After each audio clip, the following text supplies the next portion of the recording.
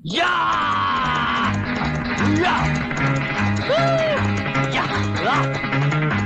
अरे लगाम खींचो खींचो खींचो। Halt halt halt. अरे वाह बेटा वाह, अब तुम परफेक्ट राइडर हो गए हो। चलो रेस लगाते हैं। मैं तुम्हें आधे रास्ते का हैंडीकैप देता हूँ, तुम आधा रास्ता पहुंचोगे, मैं यहाँ से स्टार्ट लेता हूँ। चलो दादा।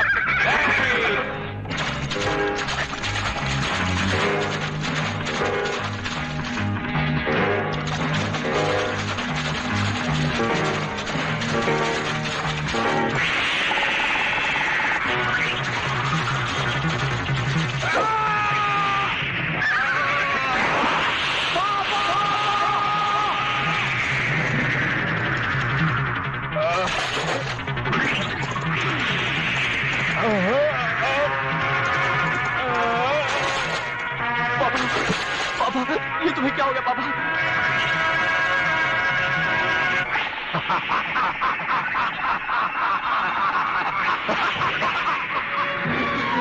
पापा, पापा, पापा।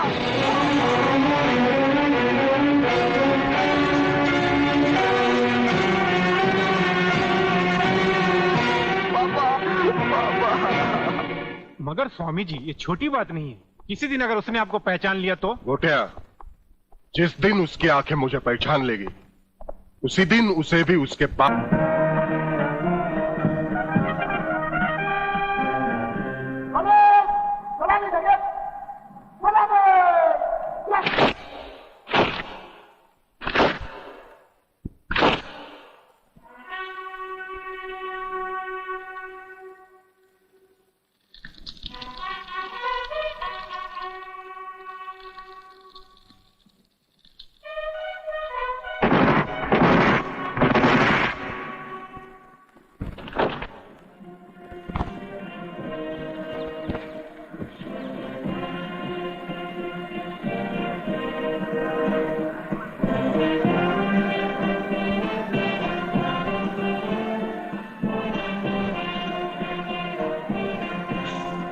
आज मिल गया एक और सच्चाई का पुजारी मिट्टी में। आग इनके शरीर को तो राख कर देगी, लेकिन इनकी आत्मा की आवाज कभी मिट नहीं पाएगी। पुलिस डिपार्टमेंट के इतिहास में डीआईजी रुद्र प्रताप चौहान का नाम सुनहरे अक्षरों में लिखा जाएगा। बहन, भगवान की मर्जी के सामने इंसान बेबस है। मुझे आपके परिवार के साथ पूरी हमदर्दी है। बहुत हो गई हमदर्दी। मंत्री साहब, ये भाषण बंद कर दीजिए। कुछ ही दिनों के बाद आप ही के डिपार्टमेंट के लोग जब इनका घर खाली करवाने जाएंगे ना, तब मैं पूछूंगा आपको हमदर्दी के बारे में। वागले, कंट्रोल योरसेल्फ। जब तक हमारे डिपार्टमेंट के गद्दार और खादी के कपड़े के पीछे छिपे हुए दरिंदे जिंदा रहेंगे ना, ये चिताएं ऐसी ही जलती रहेगी, एक के बाद एक। कुछ चंद सिक्के मिलेंगे भाभी को सरकार की तरफ से भविष्य के लिए। वागले, स्टॉप इट। बोलने दो इसे, ठीक ही तो कह रहा है। लेकिन मैं वचन देता हूं कि डीआईजी रुद्र प्रताप की कुर्बानी व्यर्थ नहीं जाएगी। मैंने दिल्ली में केंद्र सरकार से बात कर ली है। इनकी हत्या की तुरंत ही न्यायिक जांच होगी। आज तक कौन सी कमेटी ने सही जांच करके मुजरिम को सजा दी है? यह आपकी कमेटी समिति की जांच की फाइलें होती है ना, ये ढुलमुल सरकार बदलते ही गुम हो जाती है। न्यायिक जांच करेगी दिल्ली, अंधी और वैरी दिल्ली। ये दिल्ली बस मुंह है इसलिए पटर पटर करती रहती है। ये करना है, ये होना चाहिए, हमें दिखाना है। बस दिल को तसल्ली देने के लिए अच्छा लफ्ज है दिल्ली। इंस्पेक्टर वागले, मैं तुम्हें सस्पेंड करता हूं। बस सस्पेंड होते होते मैं थक गया हूं। निकाल दो मुझे नौकरी से। सच्चे पुलिस की या तो मौत होती है या तो सस्पेंड किया जाता है। इस वर्दी ने मेरे हाथ काटे, वरना एक एक गले चीर देता मैं।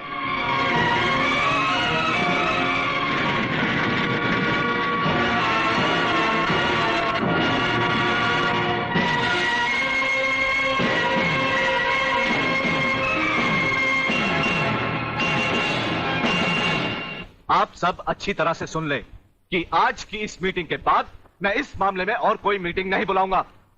आज हमें इसी वक्त एक ऐसा डिसीजन लेना होगा जिससे कि हम देशद्रोहियों को जड़ से उखाड़कर फेंक सके। सर, बात अब इतनी आगे बढ़ चुकी है कि पुलिस और लोकल गवर्नमेंट के बस के बाहर है। अब सिर्फ एक ही रास्ता है sir, military force. Mister Menon, आपकी क्या राय है? सर, मिस्टर सिन्हा ठीक कह रहे हैं। सर, इसके लिए हमें पूरी मिलिट्री फोर्स भेजने की जरूरत नहीं। ये काम एक ऑफिसर सिर्फ अकेला ही कर सकता है। सिर्फ एक?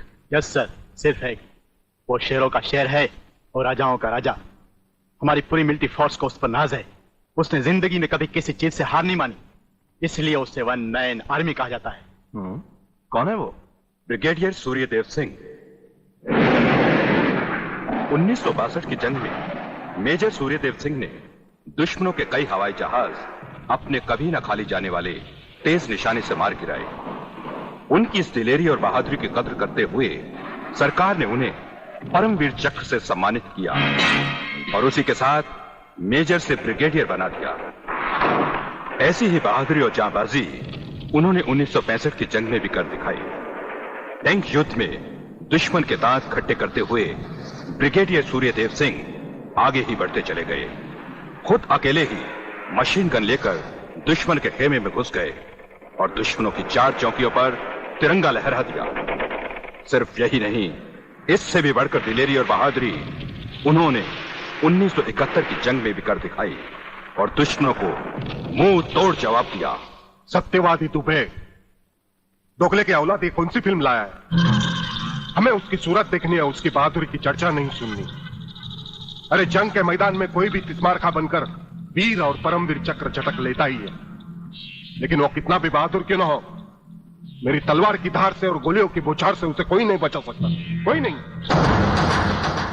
ना तलवार की धार से, ना गोलियों की बौछार से। बंदा डरता है तो सिर्फ परवरदिगार से।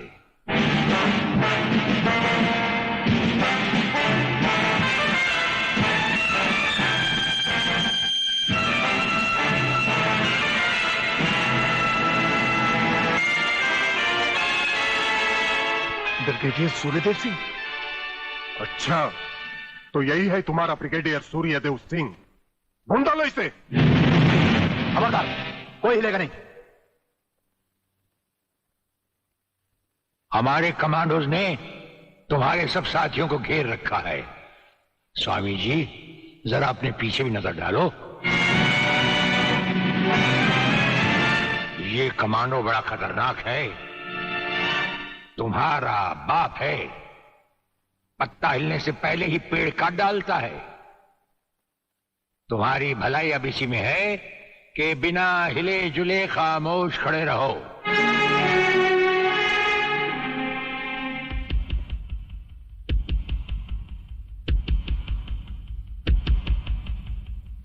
दुबे नाम है सत्यवादी।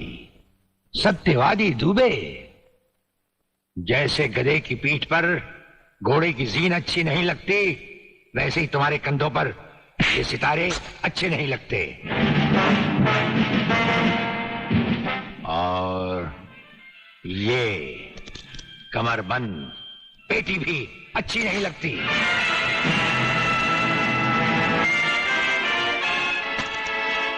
अब वो कसम याद करो जो तुमने खाई थी ये वर्दी पहनने से पहले। हम कसम खाते हैं कि हम पूरी ईमानदारी और वफादारी से देश और कानून की रक्षा करेंगे।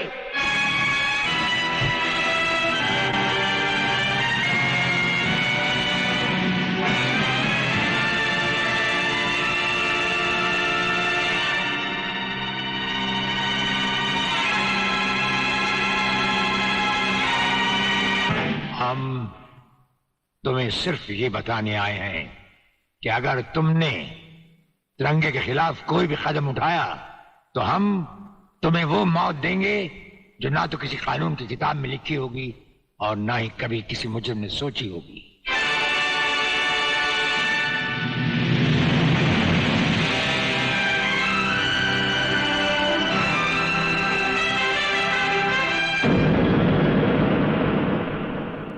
Hello, inspector Wagle speaking. No, suspended inspector Shivajirao Wagle speaking. Sir, DSP साहब ने आपको अर्जेंट बुलाया है। कल से ड्यूटी ज्वाइन करनी है। फिर?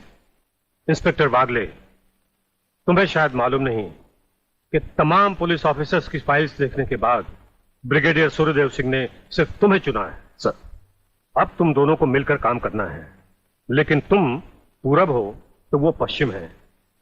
इसलिए सीनियर ऑफिसर होने के बावजूद मेरी तुमसे रिक्वेस्ट है कि ब्रिगेडियर सूर्यदेव सिंह के साथ मिलकर जो भी खेल खेलना हो, शांति और ठंडे दिमाग से खेलना। सर,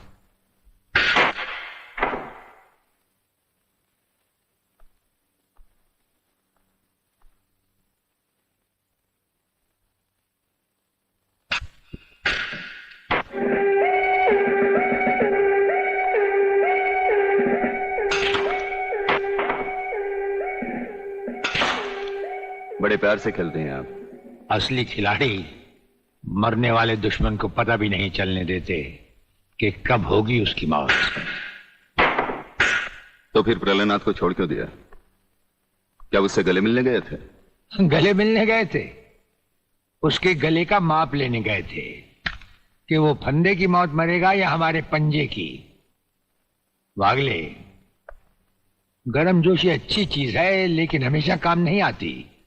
तुमने तो देखा ही होगा कि इसी गर्मजोशी की वजह से तुम कई बार सस्पेंड हो चुके हो। नौकरी की परवाह है किसको? यहां है कौन अपने पीछे रोने वाला? इस ईमानदारी की वजह से बहुत कुछ भुगता है, कोई तकरार नहीं है सर। लेकिन ये गुनाहगार कानून को हाथ में लिए फिरते हैं और मैं हमेशा कानून के दायरे में रहकर काम नहीं कर सकता। अपना तो उसूल है, पहले लात फिर बात, उसके बाद मुलाकात। भाई वागले, अपना तो उसूल है, पहले मुलाकात फिर बात और फिर अगर जरूरत पड़े तो लात। बड़ी उम्मीद थी आपसे, लेकिन अब पता चला आपका रास्ता अलग, मेरा रास्ता अलग। आप नरम खून के, मैं गर्म खून का। हम एक साथ काम नहीं कर सकते सर।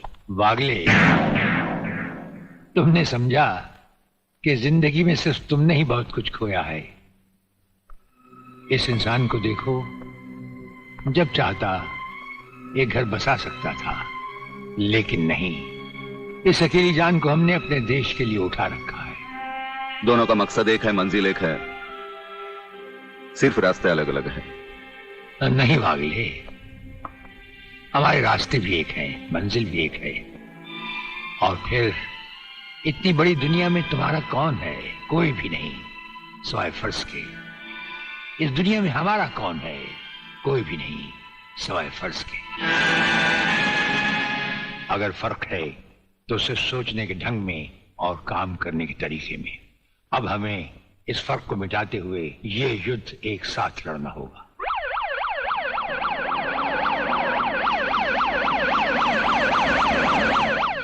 मुझे अपनी जान की तो परवाह नहीं है, लेकिन आप इस तरह खुलेआम गाड़ी में घूम रहे हैं, यह खतरा मैं उठा नहीं सकता। जिस गाड़ी में तुम बैठे हो ये मामूली गाड़ी नहीं। मामूली गाड़ी मामूली आदमियों के लिए होती है, ये गैर मामूली गाड़ी है, एक गैर मामूली इंसान के लिए। बुलेट प्रूफ, और इसमें ऐसे ऐसे गैजेट लगे हुए हैं जो बम से लेकर पटाखे तक की खबर में मिल जाती है। लेकिन इस वक्त हम जा कहां रहे सर? गाड़ी रुकने पर तुम्हें खुद ब खुद पता चल जाएगा।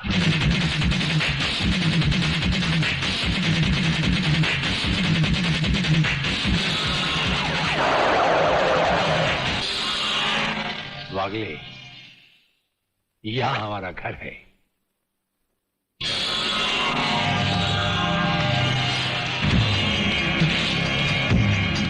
यहां तो सिर्फ चारों तरफ जंगल ही जंगल नजर आ रहा है, रहने की तो कोई जगह ही नजर नहीं आ रही।